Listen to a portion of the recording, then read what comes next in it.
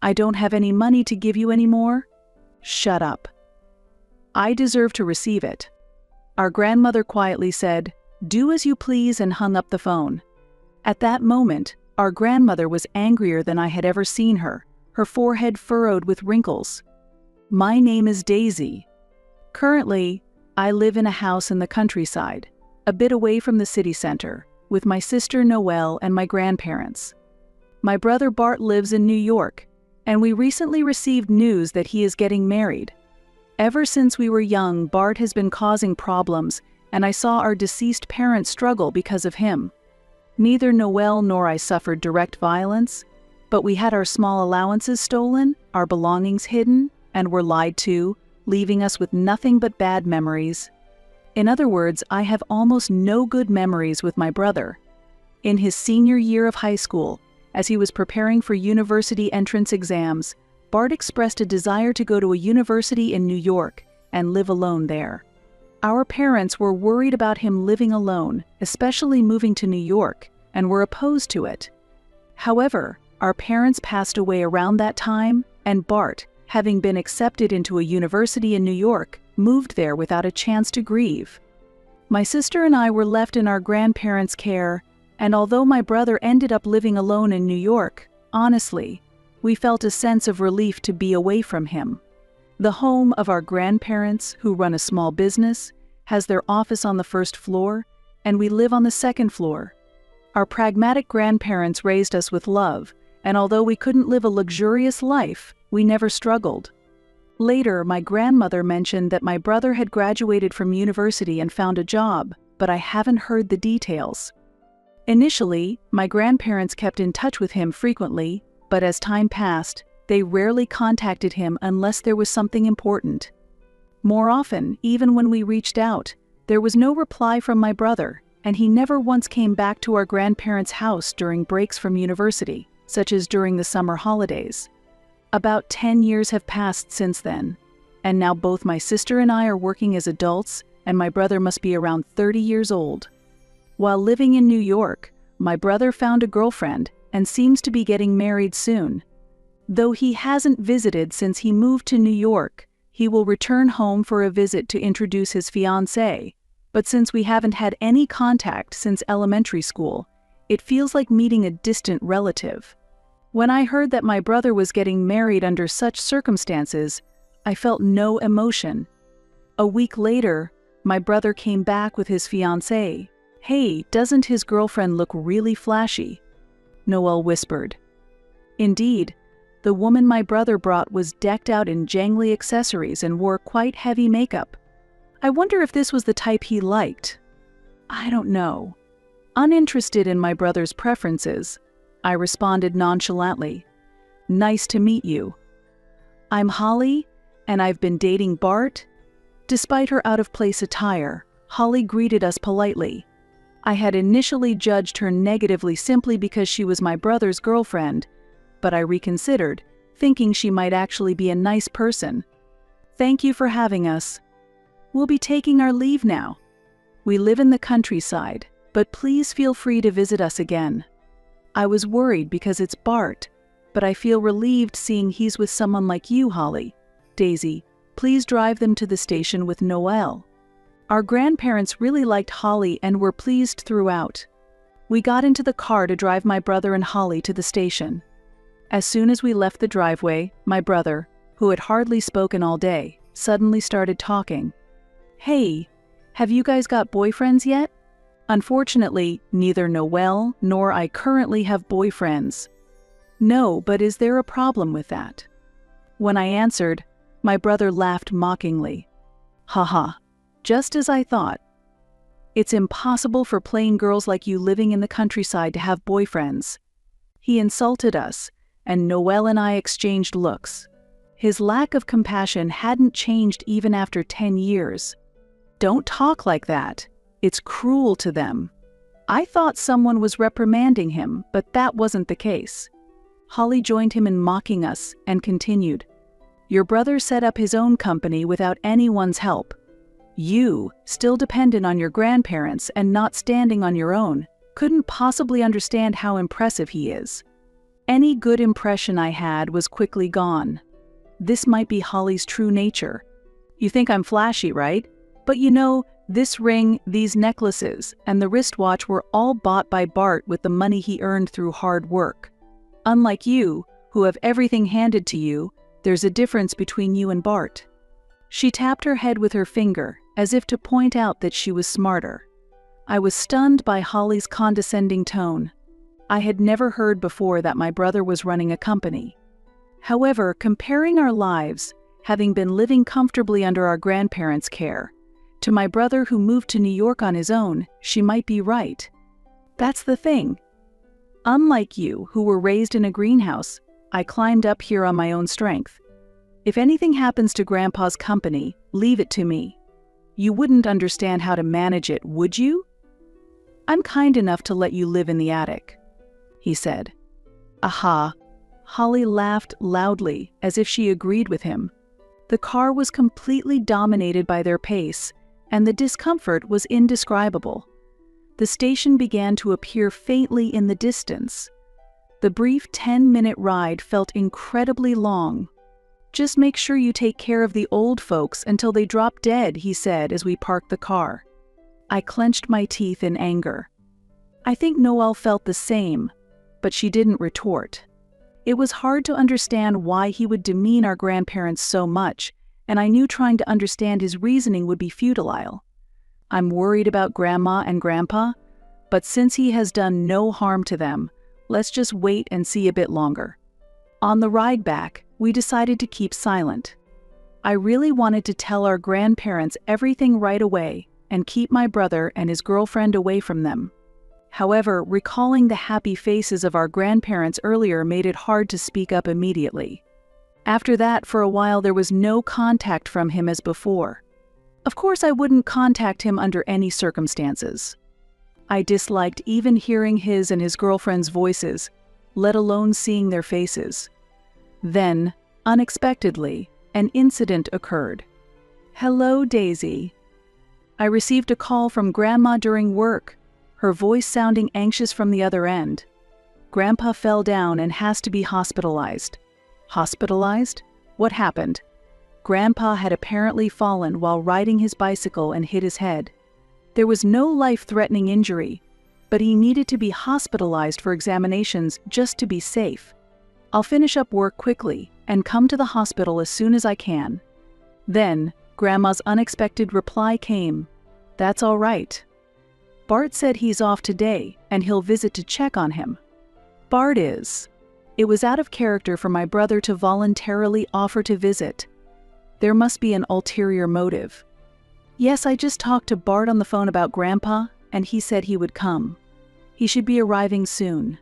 While I doubted that he would directly harm our grandparents, I couldn't shake off a sense of unease. I wanted to go back right away, but piles of unfinished work made it difficult to leave immediately. After talking with Grandma, I reached out to Noelle, but she was also in a situation where she couldn't immediately head to the hospital.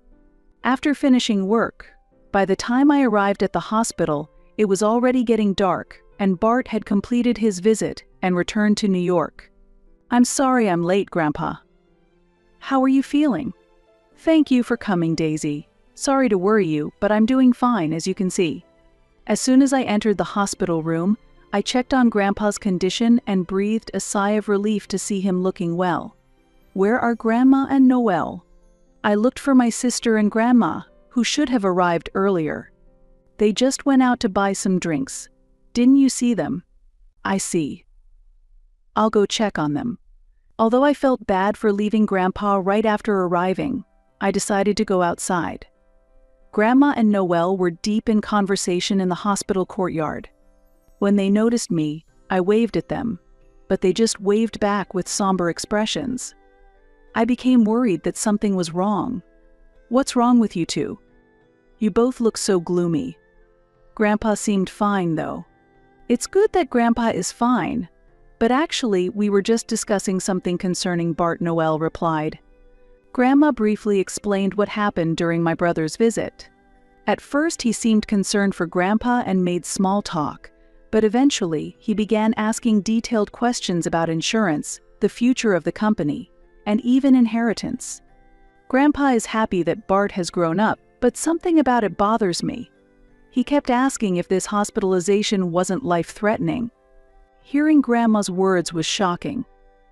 I started to imagine unpleasant things and felt an urgent need to inform my grandparents about our concerns. I consulted with Noelle and decided to tell Grandma about the conversation we had with Bart and Holly while driving them to the station. Actually, Grandma, after finishing the story, I was convinced that Grandma had come to the same conclusion, and I informed Noelle of this. Could it really be for the money? Noelle's voice rose in shock, and she hurriedly looked around, but it seemed no one was nearby. Bart seems jealous that we grew up without any hardships. It's weird that he never came back before, but as soon as he heard Grandpa fall down, he rushed here. Maybe he thinks that by coming to greet us this time, he won't be suspected. That makes sense. Indeed, he kept saying things like I've worked hard on my own, unlike you, and leave Grandpa's company to me. So, you mean Bart is after the company and the inheritance? But making a good impression on Grandpa now won't work out, right? Grandma nodded emphatically as she listened to our conversation. I agree with you two. Also, this is the first time I've heard that Bart is running a company. There might be other things he's hiding too. She had only just learned of him supposedly running a company as well. I had assumed Grandma knew about it, but it seemed she was hearing it for the first time. It's getting more suspicious. Grandpa doesn't seem to be on guard at all, but what should we do? As a result of our discussion, we concluded that the best thing to do then was to prevent Bart from meeting Grandpa. Perhaps hinting that we know he's after the inheritance might make him give up. While it was pitiful to think of Grandpa dismissing his visiting grandson, it was a necessary measure. Indeed, the day's visit was likely calculated to ingratiate himself with Grandpa to secure a larger share of the inheritance. He now posed a potential threat to us. It feels somewhat wrong to keep Grandpa in the dark about this. At Noelle's words, both Grandma and I nodded solemnly. That night, following our discussion, Bart called Grandma. The three of us exchanged glances and switched the phone to speaker. I want to visit again tomorrow with Holly, he said. You don't need to visit again. I don't know what you're thinking, but even if something happens to Grandpa, there's no more money left for you. Though Grandma's words about having no money left felt slightly off, it seemed he understood. Grandma, why would you say that? I'm just coming to visit Grandpa. Listen, all siblings are equal. I've said that many times before. Grandma's calm voice contrasted sharply with his rising anger. What do you mean, equal? It seemed the word equal triggered something in him, and his voice grew harsher with irritation. Shut up. What's equal about it? I have a right to receive it. I won't let the past be forgotten. His shout was so loud that the phone's audio cracked. Grandma remained silent for a moment, her expression stern, her brows furrowed more deeply than ever in anger. She finally spoke quietly, "Do as you please," and then hung up the phone. Daisy, Noelle, thank you for today. Let's go to the hospital together tomorrow. Now, let's get some rest. Grandma's voice returned to its usual gentle tone. The next day, accompanied by Grandma and Noelle, we headed to the hospital, where we would hear some shocking news. A week had passed, and then we attended Grandpa's funeral. Just as the funeral was concluding, and we were taking a breath, unexpectedly, Bart and Holly showed up. The inheritance is all ours. I couldn't forgive him for not showing up at the funeral and glared at him sharply. Why are you giving me that look? He challenged. I remained unfazed by his provocation. You two have had a comfortable life without hardships, right? Even if Bart gets all the inheritance, it's less compared to the luxury you've had. Holly declared, her makeup as inappropriate and heavy as her words. My brother has a right to the inheritance. But it seems that was never enough for them. Enough. Grandpa never said anything like that, Grandma retorted. At that, my brother smirked as if he had won. Grandpa told me directly, his will is proof. We were shocked by his claim. A will. I had never heard from Grandpa about such a thing. We became suspicious that Bart might have forced Grandpa to write the will by some means. Then, Bart took out his smartphone and began to play an audio file. The inheritance. Goes to Bart. Everything to inherit. The company too. All to Bart. Grandpa's voice echoed through the silent venue. You may not want to believe it, but that's how it is. The old man's company is mine. You guys just take care of the old lady. While Grandma and Noelle were confused, I immediately recognized that the voice was fake. The audio was clearly edited, with several unnatural breaks, as if proving it was amateur work. Probably he used something recorded during a previous visit.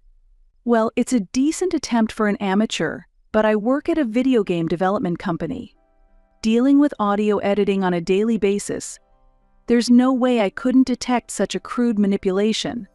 Our suspicions about Bart's intentions during his first visit to see Grandpa were correct.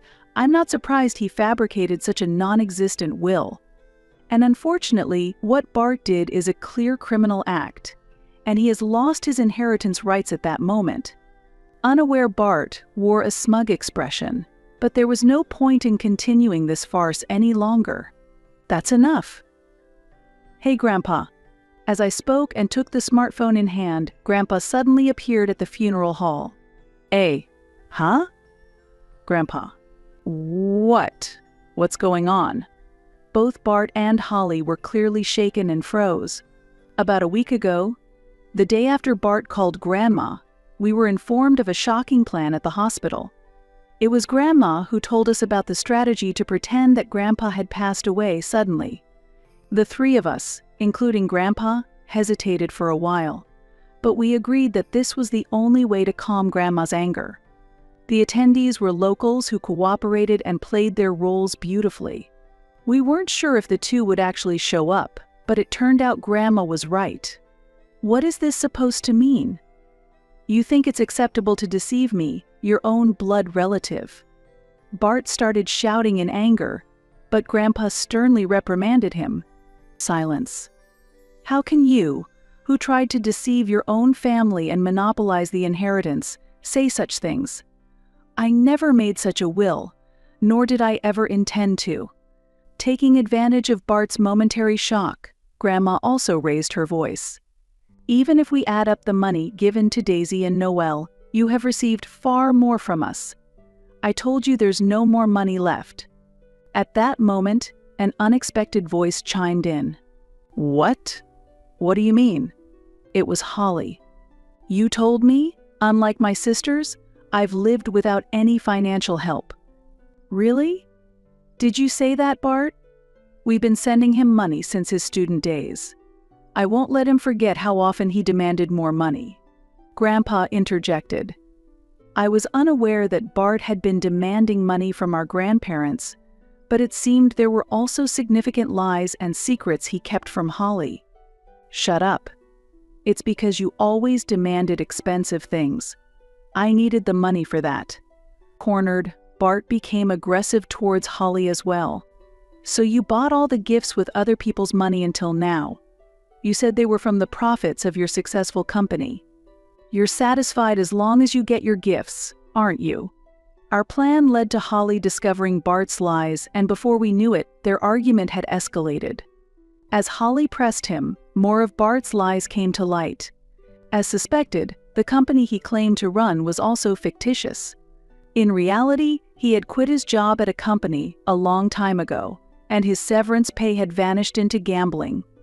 When Bart ran out of money, he would beg our grandparents for more, then lie to Holly about securing a big contract, and spend it on gifts, meals, and trips.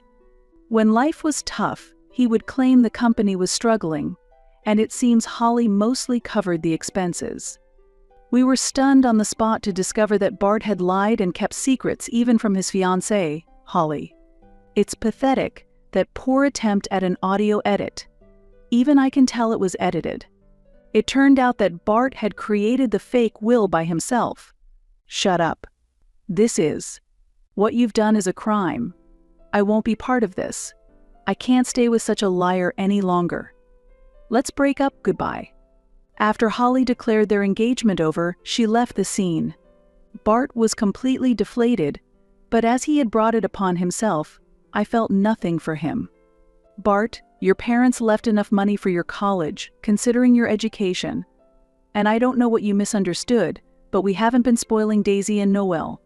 The money we gave you and the living expenses for Daisy and Noelle, all of it, comes from your parents who left it equally for all their children. Could it be? Bart was taken aback, his face showing surprise. We, who were raised by our grandparents, had been told this many times. It felt like a heavy topic when we were children, which is why we never desired luxury and always appreciated our daily lives. The money we sent you, besides your tuition, came from our own pockets. We wanted to support our beloved grandson living far away, no matter the cost. Grandma continued. But you took advantage of that, quitting your job and deceiving even your girlfriend. That was wrong. I am saddened by it. Bart said nothing, his head still bowed. Bart, if you're really in trouble, you can ask us for help. Now take a moment to calm down and think things over properly. With Grandma's words behind him, Bart hurriedly left the venue. As Bart left, he muttered a curse under his breath. About a month later, he returned with Holly. We are truly sorry. I'm really sorry too, Holly added as soon as they entered the house, immediately starting to apologize with such intensity that it was overwhelming. Everyone eventually sat down around the dining table. 10 minutes passed, and the atmosphere remained tense. Feeling uncomfortable, Grandma finally asked, "What brings you here today?" Then they began to address the main topic. You know, I always thought Daly and Noelle were living a luxurious life. I truly believed I was the only one suffering.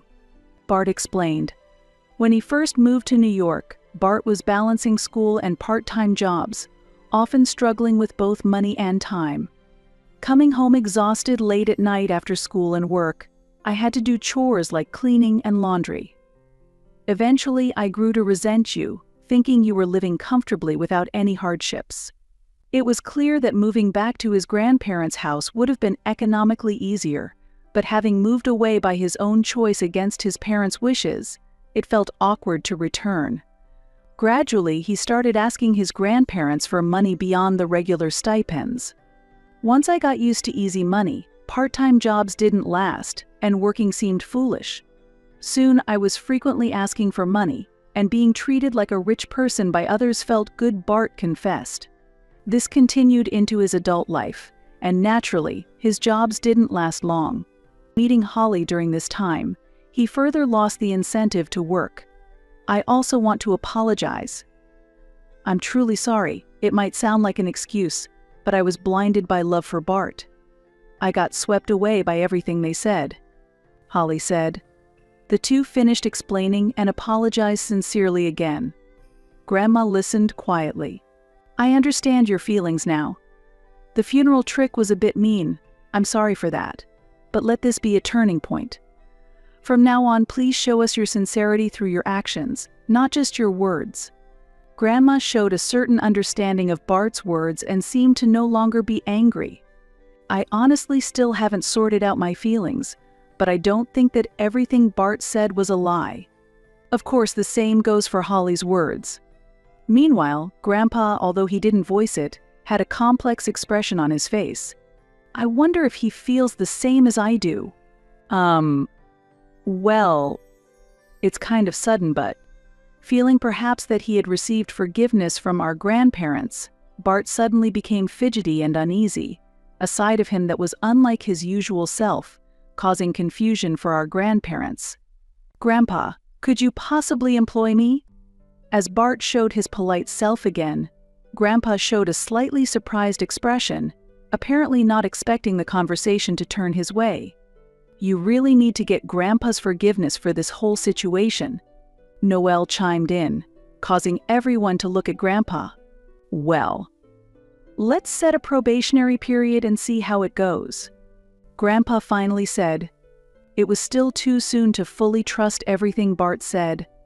However, everyone seemed relieved that Grandpa did not refuse outright.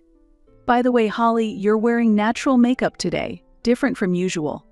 I ventured, taking advantage of the lighter atmosphere to ask about something that had caught my attention. Holly's makeup was very natural and suited her well. Yes, this is actually more my style. Bart prefers heavier makeup. That conversation led to a broader discussion about the changes Bart and Holly had undergone over the past month. After the staged funeral, Bart immediately told Holly everything and sincerely apologized. Seeing this side of Bart, Holly decided to give him another chance and chose to stay. It seemed Bart was deeply grateful that Holly had returned, as he hadn't expected her to give him another chance after his apology. By the way, what would you have done if we hadn't shown up at the funeral home? Bart asked. Grandma answered simply, "Of course we would have continued pretending until the memorial party." Grandma replied with a mischievous twinkle in her eye. Hey, you were planning to keep Grandpa dead that long?" Bart exclaimed in mock outrage. Laughter filled the living room. Bart, seeming as if a weight had been lifted, showed a bright smile, and Holly looked at him with a face full of happiness. Reflecting on the events that led to their reconciliation seems unbelievable, but now, bonded by a strong connection, they will surely overcome any challenges together in the future. After proving himself during the probationary period, Bart was officially employed at Grandpa's company, and he and Holly moved into the neighborhood. Grandpa, influenced by these events, began to take both the company and the future of the family more seriously, deciding to groom Bart as his successor. Since then, whenever our days off align, everyone gathers for meals or goes out shopping together. The previous conflicts have disappeared, and a harmonious atmosphere prevails. Seeing these happy moments, I sincerely hope that this peace will continue forever.